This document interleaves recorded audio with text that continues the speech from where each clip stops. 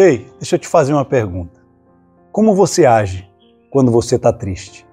Shalom, meus amados, eu sou o pastor Maurício Bucão Souza e venho aqui nesse dia para continuarmos nossas meditações na Palavra de Deus.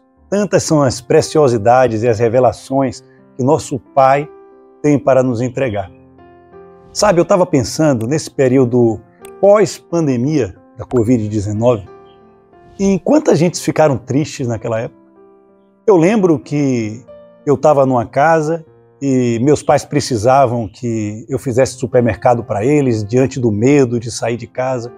Então a gente colocava aquelas máscaras, a gente ia, eu fazia o supermercado, entregava na garagem deles, depois eu saía, eles chegavam lá, borrifava álcool naquelas compras de mercado e a gente não se dava nem um abraço. Vocês lembram de quantas tristezas, natais onde os pais passariam pela primeira vez sem os filhos, ou muitas vezes até o marido e a esposa, porque um estava doente, o outro não estava. E foi um período de muita tristeza, não é verdade?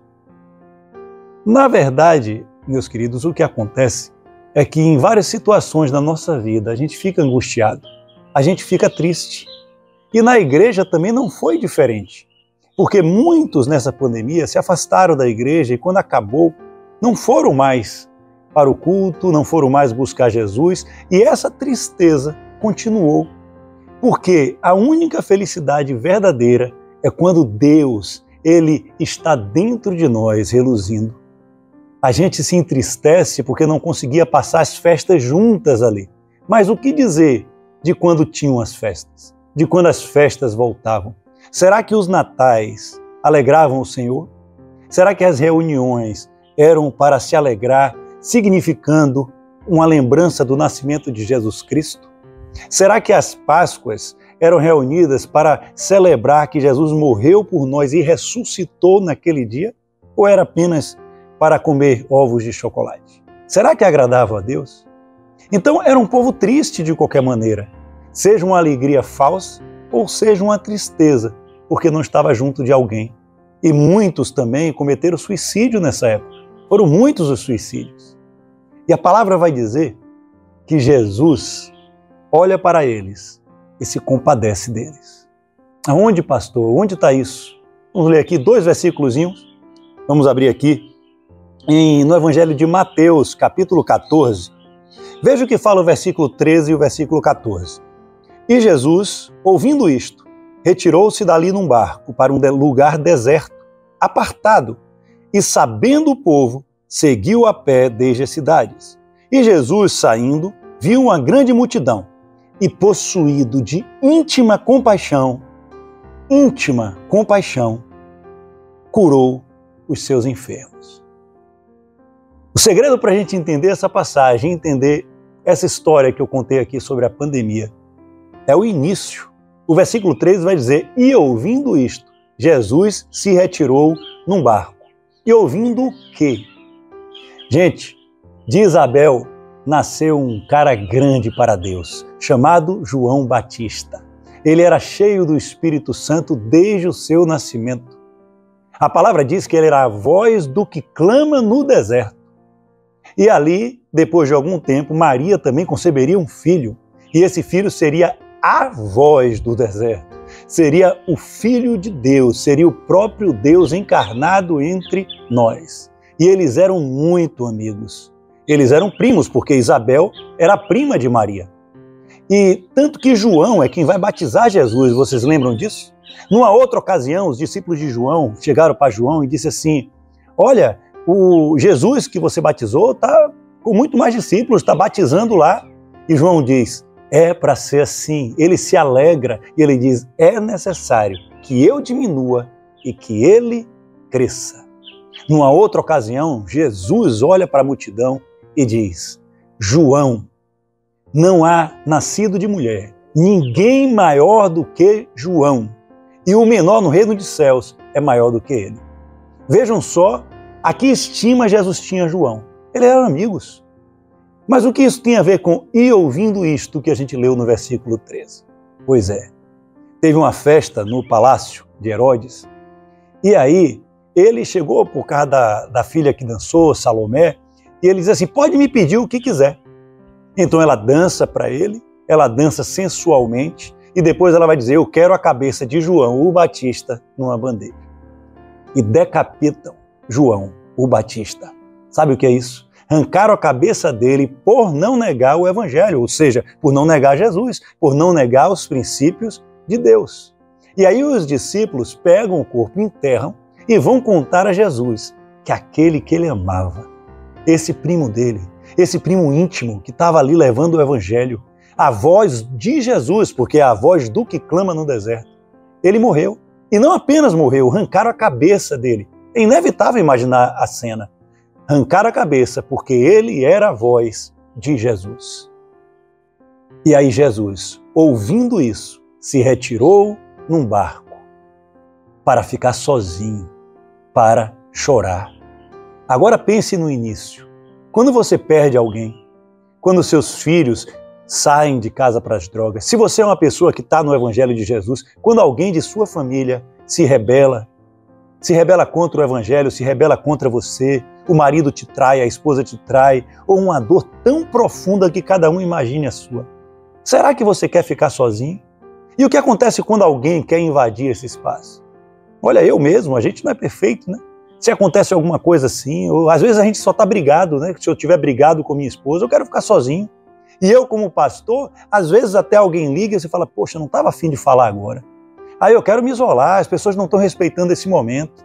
Quando alguém quer te dar os pêsames, mas você não quer nem ouvir, você quer ficar sozinho. Pois é, Jesus se retirou para ficar sozinho, provavelmente para meditar nisso, para chorar o luto dele de ter perdido o primo, João o Batista. Mas a palavra diz que a multidão, uma multidão, ouvindo que ele se apartou, foi atrás dele. E Jesus não fez como nós. Jesus, ele deixou a dor dele de lado para poder seguir a vontade do Pai. A palavra vai dizer que quando ele viu aquela grande multidão, ele se moveu de íntima compaixão para com ela. Isso aqui é tremendo, isso aqui muda tudo. Do que é que a gente tem medo? Do que é que a gente está se queixando da vida? Jesus deixou o sofrimento de lado para fazer a vontade de Deus, porque ele entende que quando a gente cuida do reino de Deus, ele nos cura. Quando a gente cuida do reino de Deus, todas as coisas serão acrescentadas na nossa vida. Tudo que a gente precisa será acrescentado, seja no financeiro, seja na saúde, ou seja numa cura emocional. Jesus é o único que pode te curar nesse dia. E o que é que devemos fazer? Focar no reino de Deus. Eu não estou dizendo que a gente não tem o direito de ficar triste. Eu não estou dizendo que vão ter momentos que a gente vai querer chorar ou não. O que eu estou dizendo é, se Jesus colocou você num caminho que precisa ajudar alguém, deixe sua dor de lado e verá que Ele vai curar. E isso não termina aí não, porque no auge da dor é que nasce o maior milagre. Veja uma mãe, quando vai ter um filho, num parto normal, ela sente uma enorme dor de parto, ela tem que fazer contrações, ela tem que fazer força para sair aquela criança. Mas quando a criança nasce, a alegria é tão grande que ela nem se lembra das dores. É assim que será com você e comigo quando a gente começar a colocar os nossos problemas de lado para cuidar dos problemas dos outros. Ei, quando você tem um problema, você pode se perguntar assim, tem alguém numa situação melhor? Tem, claro que tem. E pior, você vai ver que tem muito mais pessoas, devido às exceções, com muito mais problemas do que você sequer imagina. Não, deixe suas dores de lado, deixe os seus traumas de lado e cuide do reino de Deus. Quer ver o que aconteceu depois disso? A multidão foi se reunindo mais. Mas quantos tinham ali, pastor? Você vai ver. Foi ao ponto de ocorrer o milagre da multiplicação dos pães e dos peixes. Continue lá em Mateus 14. Você vai ver que foi logo em seguida, aquela mesma multidão ali. E Jesus fez, ele usou a dor dele para curar aquela multidão. E aconteceu o milagre dos pães e dos peixes, que no final das contas foram 5.000 homens apenas. Olhe bem, 5.000 homens apenas que se alimentaram e sobraram, sem contar as mulheres e as crianças. Ou seja, considerando que tinha a mesma quantidade de mulheres, que eu creio que tinha mais, no mínimo 10.000 pessoas, mais as crianças, foram alimentadas por Jesus naquele dia, no auge da dor dele. Mas pastor, que milagre tremendo. E você acha que acabou? Não acabou. Ainda Jesus, que foi para ficar sozinho, foi para se retirar por causa da morte de João Batista, ele ainda manda os discípulos atravessarem para a terra de Gadá. Ele enfrenta uma tempestade, ele diz, aquieta-te e vence a tempestade. E quando eles chegam lá, ainda expulsa uma legião de demônios do corpo daquela pessoa. Aquela pessoa estava cheia de demônios, a ponto dos demônios entrarem nos porcos e se atirarem no abismo. Vocês percebem o que aconteceria se Jesus agisse como um de nós? Olha, por favor, agora eu quero ficar sozinho. Por favor, não me interrompam. Por favor, respeitem esse meu sofrimento. A gente não veria dois dos maiores milagres que a Bíblia já relatou. Então é isso, amados. Eu enviei esse vídeo aqui para você, que pode estar sendo a sua porta de esperança para confiar que quando a gente colocar o reino de Deus em primeiro lugar, a alegria vem e com ela os maiores milagres de Deus. Amém? Fiquem ligados aí na próxima palavra e compartilhe para atingir mais vidas e poder confortar as almas. Até a próxima palavra, se Deus quiser. Shalom!